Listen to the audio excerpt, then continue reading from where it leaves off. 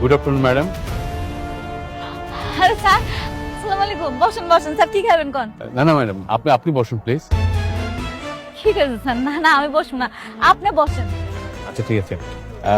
বলেন স্যার কি খাবেন? না ম্যাডাম, দাঁড়িয়ে কথা বল। এই আমাকে কেন, ম্যাডামকে ধরো।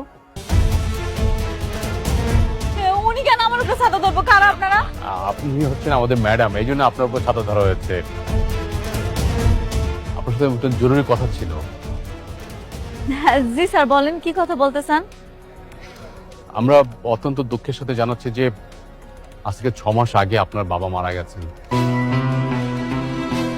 আপনার বাবা মারা যাওয়ার সময় তার 50,000 কোটি টাকার সম্পত্তি আপনার নামে উইল করে গেছেন।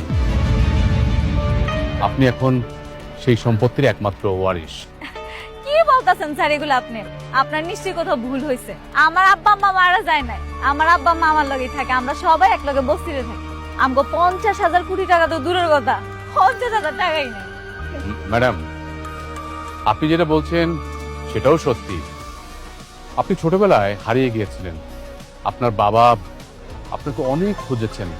মৃত্যুর আগে তিনি বারবার আপনার কথা বলেছেন, কিন্তু কোথাও আপনাকে খুঁজে পাইনি। আমরাও আপনাকে খুঁজেছি, তারপর আপনাকে এই তো আমরা খুঁজে পেলাম অনেক চেষ্টার পরে।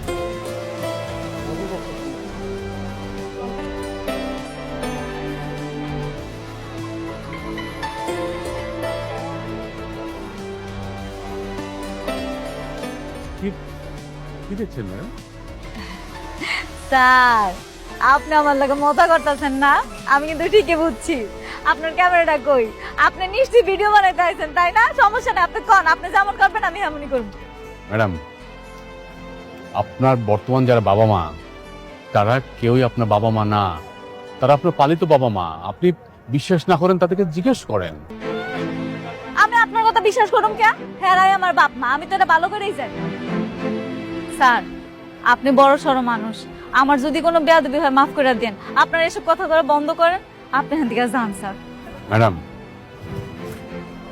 এটা হচ্ছে ভিআইপি ব্ল্যাক এলিট কার্ড।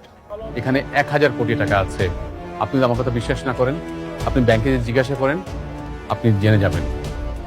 এগুলা কি? এগুলা তো আমি বুঝি না, এগুলা কেমনি কি করে?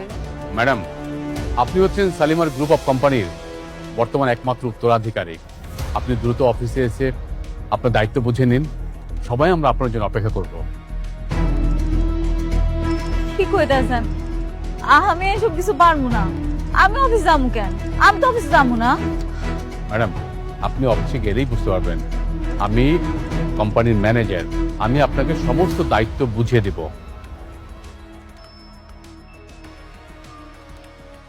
দিন, কার্ডটা রাখেন।